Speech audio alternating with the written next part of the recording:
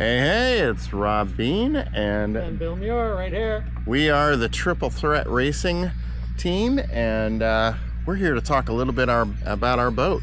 Now, I figured since this is Pledge Week that we better create some interesting content for you to see the exciting stuff that's coming, because I'm telling you, it's going to be exciting. So we're going to start by kind of giving you a walkthrough of our boat. So we thought a fun thing to start out with might be our pedal drive system, which you can see right here. We have a number of different pitches for our props, which will allow us to kind of change the amount of thrust that we get and also change the profile of how difficult the pushing of the pedal will be. This is called a pivot drive, which is kind of designed for a kayak or canoe. Normally it has a flexible sort of like odometer speed cable, and we have removed that because people have had issues with that, and we now have a direct drive system, which should be far superior. On top of being far superior, we have these really nice brackets that we got from Ace Hardware. In true R2AK fashion. Exactly. Yeah. We still had a little bit of some movement in there, so we got rid of that movement with some brackets. So, all right. Notice that the brackets are tethered in case we do lose them. That's correct. So if anything loosens up, which I can't imagine happening across a 750-mile trip, but it's possible, we'll be able to retrieve them. All right, so coming down the shaft of the pivot drive, you'll see that we've got our actual propellers down here. Now, these are cool. So Rich Harmon actually built these for us. He designed the 3D printed pedal propellers, and we can just shift those in there. If we want to go a little bit easier on ourselves, we can swap these out with either smaller diameter prop system, or we can change the pitch, and more than likely we'll be changing the pitch to make that a little bit more comfortable for us. So before we move on and talk about some other stuff, I'm going to mention these wires here in the back. You're probably wondering, Rob, why do we have these wires coming out of the boat? Well, these are for our solar system. So we are carrying a Blue Eddy on board, which is a kind of self-contained lithium battery that has a BMS and places to charge and all that. I've used them on the last 2 races, and they have been really ideal for making things easy and comfortable and keeping your batteries charged. And then here's our 200-watt panel that is needing a little bit of wipe down, but it's working quite well today in this beautiful northwest sun. All right, so you may have noticed that we have a couple of sets of antennas on our boat. So what these are, so that one over there is a normal VHF antenna that's used with our boat to shore or boat to boat communications through VHF radio. We also have a backup VHF handheld. This other one is kind of special. This is a GPS antenna that also has AIS. What this allows us to do is not only see boats in the fog, but they can see us. And that's important, because if we happen to get caught in some big fog, we want to make sure that those big boats know that we're there. And chances are they're not going to get out of our way, but at least we'll be able to see all of that traffic. And all of the information coming off that AIS antenna actually goes to our tablet that's over there, which I'll show in a minute, but it actually overlays boat positions right over top of our map. So it's really, really cool. All right, in case we have an issue with our pedal drive system, we have the standard issue stand-up paddleboard paddles. These are super light carbon paddles, so you know, they're a little bit better than standard issue, I guess, but they'll help keep our shoulders in shape. Before I pop up top, we're going to talk a little bit about the pedal drive here again. So once we are sailing and we don't want this thing dragging in the water, and this mark here shows you what the water line is, all we need to do is pull these brackets off. This thing is on a hinge and it just folds forward. So very cool, very simple system, which should help make it so that we don't have issues during the race. and we'll knock on some wood. And then I mentioned earlier that we've got different pedal, different varieties we can choose from. And really what these are all 13-inch props, and the different numbers are the pitch of the blade. And a lower pitch is easier to pedal, and a high pitch makes it harder to pedal, but we'll get a lot more thrust out of each of our pushes. So, all right, well, let's look at the front of the boat before I jump in. You'll also see we've got our anchor line drying in the sun here. We've got 200 feet of anchor line, and we have 2 anchors aboard, just in case we need a backup. All that's going to get put here on the front of the boat. And speaking of the front of the boat, this is our furling jib. And so the jib kind of helps give you that extra power and control in the front of the boat.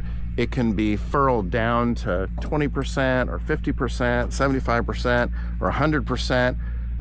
The other thing you'll notice here is we have another green line. Now this is used for raising and lowering the mast, but can also be used as a backup forestay, which makes sure that if something breaks, you know, this thing's not going to fall down on us. Couple other things to note: we have, these are called our baby stays, and the baby stays basically are there to support the mast if we want to push our amas in, and the amas are these big hull pieces here. This whole boat folds at these joints underneath, and it folds backwards. So really cool design. And then you'll see the normal shrouds on the outside. That's for holding everything tight. And then we do have some rigging here below. All of this rigging was redone in the last few weeks. It was all 30-year-old wire that we wanted to improve. So that's done and ready for the race. So now I'm going to jump up on top of the boat real quick and give you a tour of our spacious accommodations. All right, so you're looking at the cockpit here, and as you can see, there's our navigation system. All the controls for our jib sheets will go here on the left and to the right, or as we say on the boat, starboard and port.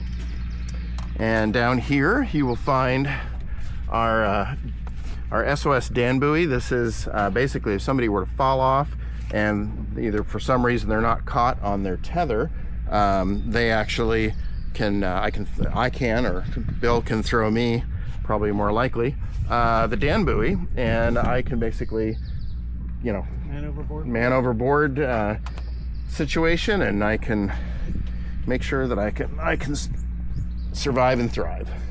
All right, well, I am now getting ready to get in the rear cabin, and this is actually Bill's cabin, and Bill is our navigator on this trip, as well as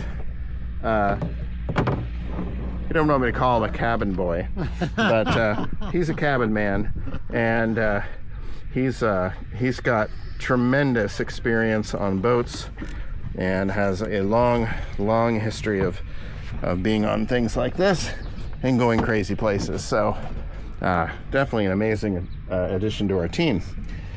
All right, so now I am sitting in the rear bunk.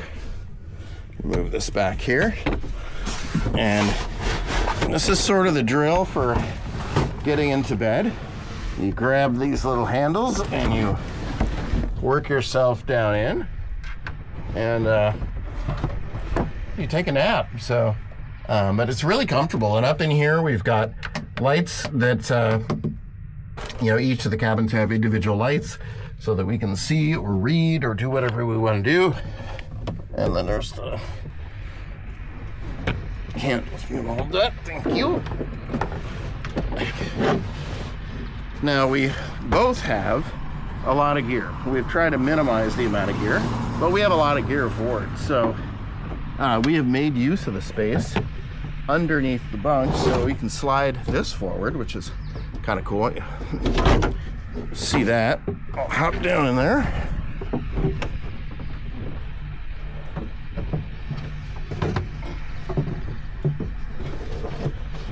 Right. So this is going to allow Bill to sit and get dressed and do his hair in the morning, and but still access all of the storage underneath. And you can see there, and you can see there. So we just have a tremendous amount of storage in this mammoth 23-foot boat from Tremolino. All right, so let me hop out. Thank you.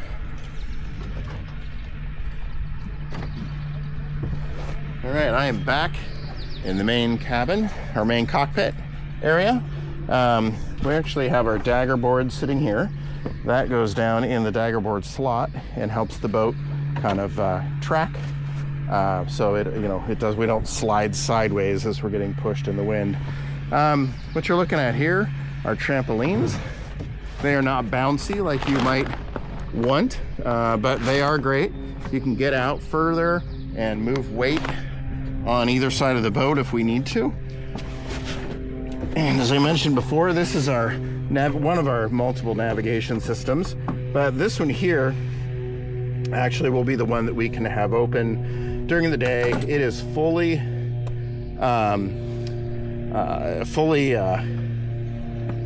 self-contained and can talk to our local network here on the boat, and so that information that's streaming in off the AIS will actually come in here, and we have our whole route all mapped out, basically from Victoria all the way up here to Ketchikan.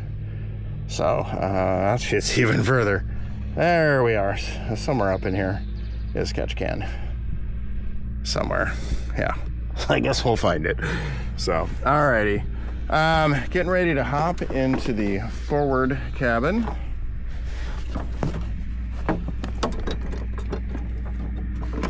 Alright, that'll stay. Alright, so forward cabin, similar to the rear cabin, has platforms installed so that we can make use of our extra space. So I'm going to hop down in here. Oh, actually this is our backup compass, but we have about 6 devices on board that are either GPS or compasses or whatever. So we got multiple things going on. So this is my cabin. I'll just move in here a little bit so we can show you. So this is our kind of gear space. This is all the extra safety gear and equipment and ties, and then our battery sits down there as well, and it is elevated off the floor, so in case we do get water in the bilge, it's going to be up high and dry. So we also have an automatic bilge pump that is down below in the bilge, and it will pump any water out that we get in here, and works quite well. Then we also have handheld bilge pumps and other things to get ourselves out. So we got buckets and so forth.